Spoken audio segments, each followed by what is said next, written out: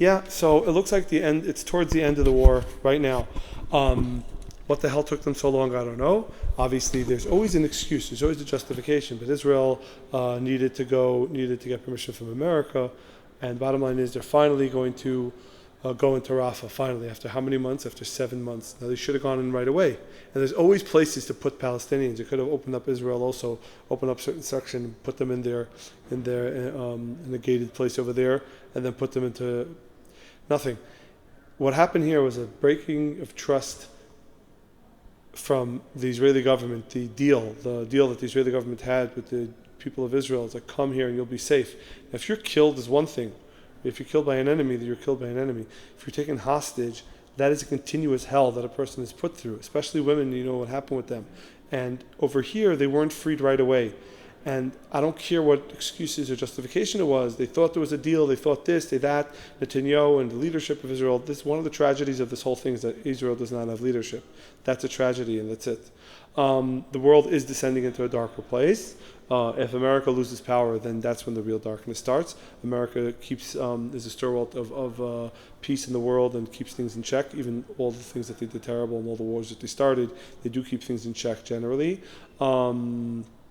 If America starts losing power, so basically the next stage in life is going inward, because in terms of being Jewish, fighting anti-Semitism, that's a lost cause. What are you going to do? Call out anti-Semites? They don't care. If it's something that's inevitably going to grow, it's inevitably going to grow. Nothing you can do to stop it. Nothing you can do to defend Israel either. Some stuff online you could defend a little bit, but other than that, the main lesson right now, the main focus in the future should be inward.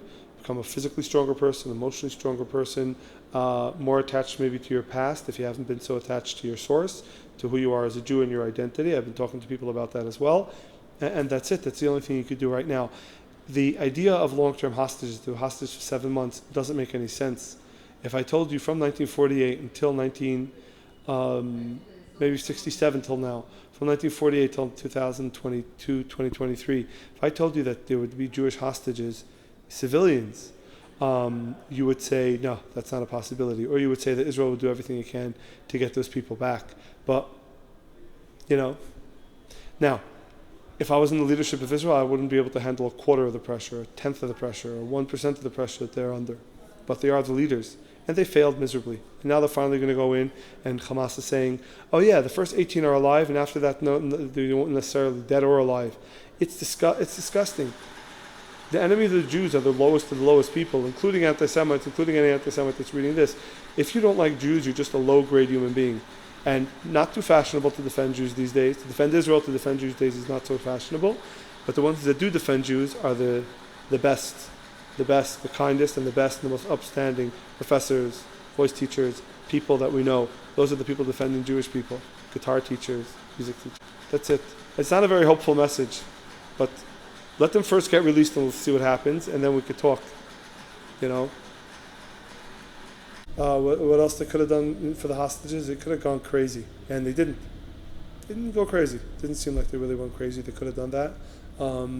They could have gone to the Temple Mount, Har Bayis, and said, okay, with a bunch of bulldozers, put the old city on lockdown, take the bulldozers to Har Bayis and say, every day that the hostages are not released, we're going to start taking down the Al-Aqsa Brigade, Al-Aqsa Massacre, because they all have pictures of the Temple Mount. Supposedly they don't really care about that because they're just genocidal maniacs, but no, they're genocidal maniacs based on a religion. And they could have tore down the Al-Aqsa Brigade. Why not? They have our hostages. There's nothing, if someone has hostages from other people, especially, what's happening with them. Now, men and women, it's the same thing, but it just hurts a lot more when you think about what's happening to women. It's like, so you go crazy. Instead, no, they were cavalier about it. They were relaxed about it. It's who am I to judge? I have no idea what happened behind closed doors, and we won't know for another many years. We'll know historically. The feeling I get was that there wasn't a great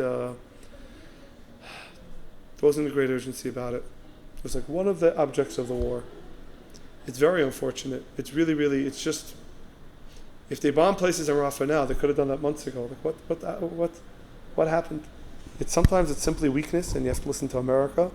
And this shows you that Israel will one day hopefully be independent of America, but that doesn't look like it's ever going to happen. And this is like a repeat of history also when Israel was a vassal of Rome. It's very unfortunate because also the fact of the matter is, if Jews are weaker, the whole world is weaker. We've proven this time around that we're the better people.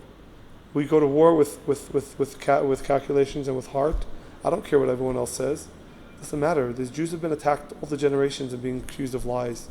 I talk to the soldiers myself. They're high conscious people. If you can't get into the Israeli IDF combat forces unless you're a high conscious, well-behaved person. People don't know that. It doesn't. And with a weaker Jewish nation, the work of Israel, the consciousness of the world that Jewish people bring, there's no difference between a Jew and a non-Jew, except when a Jew identifies as a Jew. A Jew always says, "As a Jew, I'll be more honest. As a Jew, I won't pay. I won't. We can't fight the way they do. As a Jew, I have to give more charity. As a Jew, I have to show the world I'm giving more charity." It's a concept called Chil Hashem. Over here, if we weaken our nation and we stay weak and we allow things like this to happen and we're not strong, it's a problem not only for us, it's a problem for our enemies also. And it's a problem not only for our enemies, it's a problem for the whole world.